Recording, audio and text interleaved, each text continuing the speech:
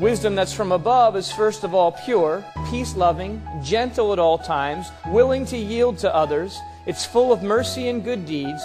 It shows no favoritism and is always sincere. It's full of mercy and good deeds. It shows no favoritism and is always sincere.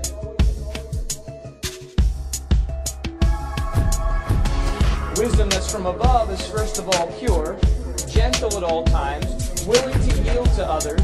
It's full of mercy and good deeds. It shows no favoritism and is always sincere. It's always sincere.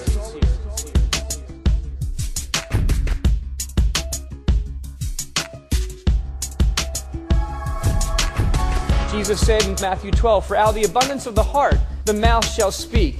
In Romans chapter 10, it says, "The word is nigh to you, it's near to you, even in your mouth and in your heart." That is the word of faith which we preach, that if you confess with your mouth the Lord Jesus Christ, and you believe in your heart that God has raised him from the dead, you shall be saved. For with the heart man believes unto righteousness, and with the mouth confession is made unto salvation.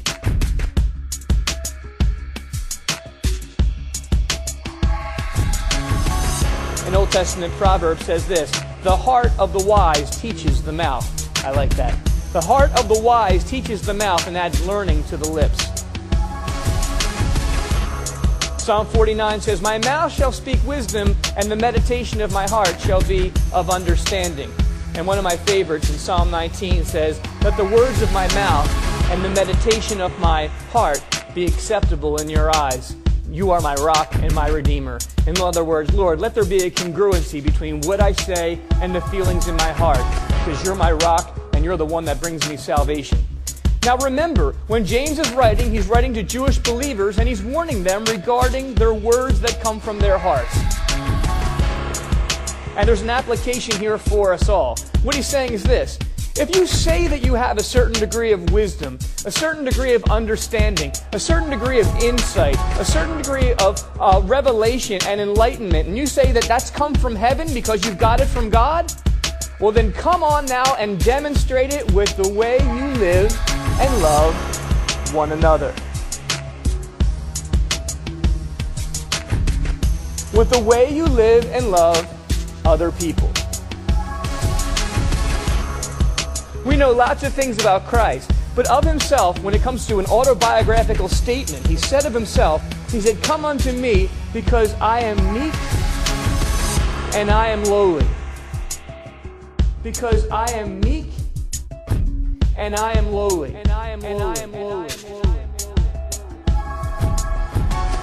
If you were to say, what are the two characteristics that kind of constitute your personality, or if you could have two new characteristics that would constitute your personality, what would they be? A new power handshake and manipulation?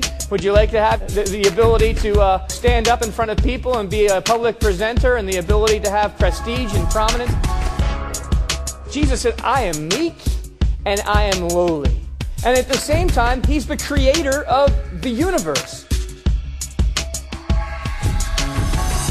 Think about this for a minute. Endowed with infinite power, he steps into our world. Eternity steps into time so he can live with us for the sole purpose of then dying for us. If this isn't humility,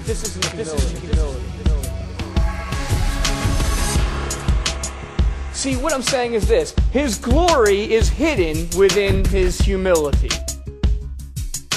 His glory is hidden within his humility. And I think that there's a picture and there's a shadow and a reflection of how that ought to work in our own lives. That's why we're given this particular passage.